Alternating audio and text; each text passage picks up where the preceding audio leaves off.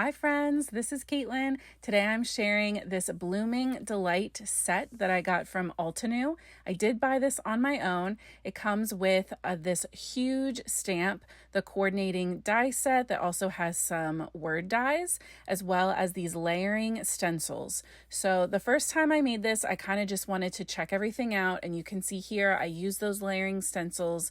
It's super pretty. It went together really fast, but the main reason that I bought this set is because I wanted to color these florals.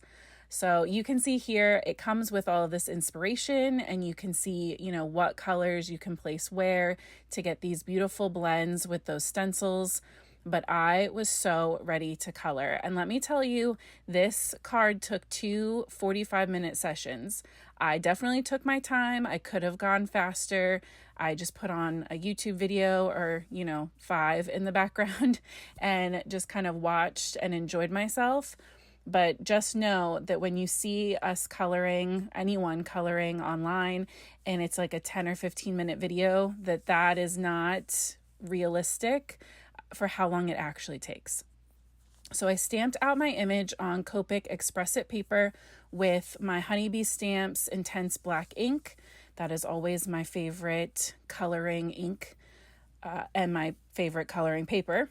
And so I decided I wanted to do purples, kind of reminiscent of the inks that I used when I stenciled, so that I could really see a comparison. And I started out with these V markers, my V20s, just because they're not colors I use often, and that V28 I thought was going to be dark enough to give me the kind of contrast I wanted.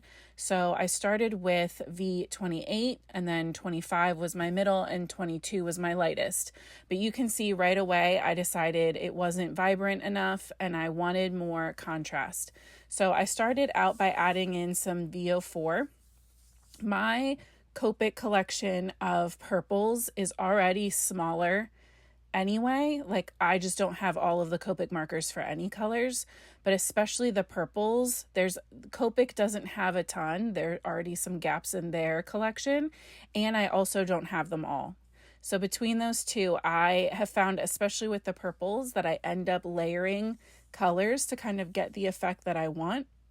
And so I thought that would be something really fun to share here with you guys, how I'm taking these V20s that are a little less saturated, they have a little more gray in them, and kind of popping that color and bringing a little bit more vibrancy and saturation to them with that VO4. And this is still pretty, but it's definitely soft. So you'll see in a second, once I get this first kind of cluster together, we're going to go in with one more marker. And it probably seems kind of crazy that I'm using 5 markers basically to color each petal. But the V28 is pretty, and it helped blend with my limited supplies, my limited options, but it just wasn't dark enough. So here I'm bringing in that V09, and you can see how dramatically darker that shade is, that V09 is, versus that V28. So that is what's really going to give me that separation between the petals. It's really going to emphasize where those petals are curled over on themselves. And I think that this is like the one addition that really made everything come together in my mind and made this look the way I wanted it to look. So the VO4 was nice to just kind of wake this up a little bit, but the VO9 was necessary to get the depth that I wanted in these petals. So when I'm coloring in each petal, I am starting out where the darkest shadows would be. And so that's where one petal is overlapping another. So for this one that we're using here, it goes that horizontal across the bottom, and it would be the extra darkest in the middle where those 3 petals all kind of meet over top of the one we're coloring. And I pull my shadow color out where the artist has already drawn those lines for us, kind of using that texture to our advantage and kind of emphasizing that. Then I bring in my medium shade. If I'm adjusting my color at all with my medium is when I usually bring in like my glaze color, a color that we're going to kind of change things up with, like that VO4, and then move to my lighter colors on the edges. And for this kind of petal where it's very ruffled, right? It's not like a flat, smooth petal. These are very curled and ruffly, and they have a lot of texture and dimension to them just the way that they're drawn. I like to go in with my medium or darker shades right on the edges of the petal and draw little curve lines and little extra texture here and there, just to kind of emphasize that there's even more movement on the edges of those petals. So you'll see kind of all the way around little spots where I've added just like a little mini line here and there that helps all of these kind of feel more organic, in my opinion. I also want to point out that I am coloring 1 to 2, maybe 3 at the most petals at a time. This is so that my ink does not dry in between layers. Having nice saturated paper where the alcohol has not evaporated out yet from your markers helps to make sure that your colors are blending into each other with you having to do way less work. So I try really hard to work in small batches or small areas versus trying to do the whole flower at once with the darkest color and then go all the way around with the medium. I have found much more success in kind of breaking it up into little bits. That also helps not only for my blending, but for my mental overwhelm. Sometimes when I sit down to do these like larger pieces or a whole scene, it can feel, most of the time I'm ready and I'm excited and I'm sitting down to do it because I really want to do it. But sometimes even when I'm in the right headspace, when I do sit down to start, it can be so overwhelming to think that you have so much to color to get done. And sometimes you don't even know where to start. So just pick a petal. Don't worry about the whole flower. Try not to even look at the whole thing. Just worry about one petal or one section at a time. And by just chipping away, you'll get to the point where the whole thing is done, obviously, without feeling overwhelmed or like you're drowning in this flower. So just little things to keep in mind while you're coloring. So this main flower is sped up like double time, right? I'm going to show you the other 2 smaller flowers in triple time because otherwise this video was going to be over 20 minutes long.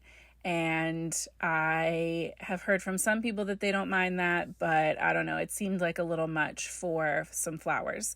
I also want to point out that the 2 smaller flowers are very definitely a different type of flower. The leaves are different, the petal shapes are different.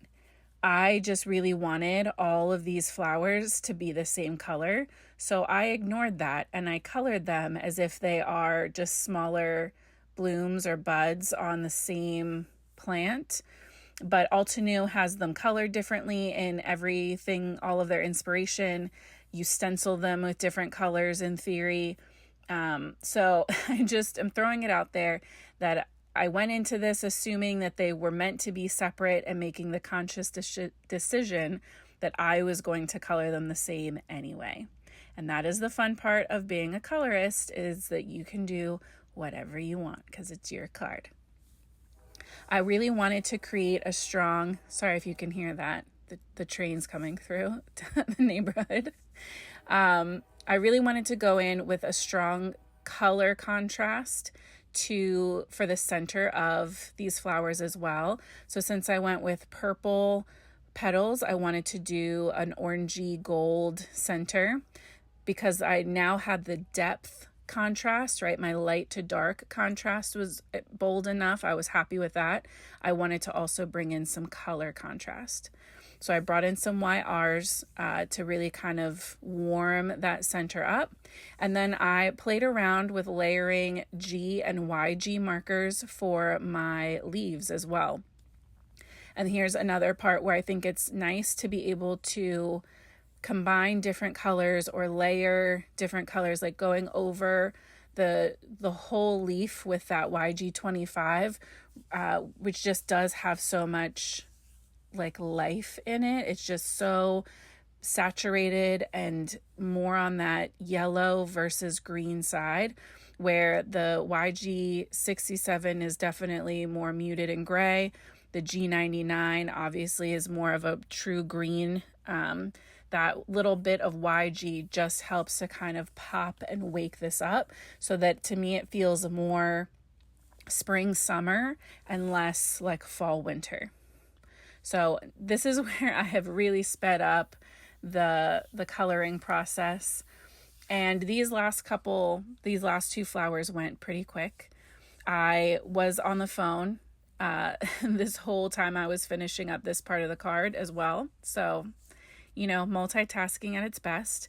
But I did the main flower piece first.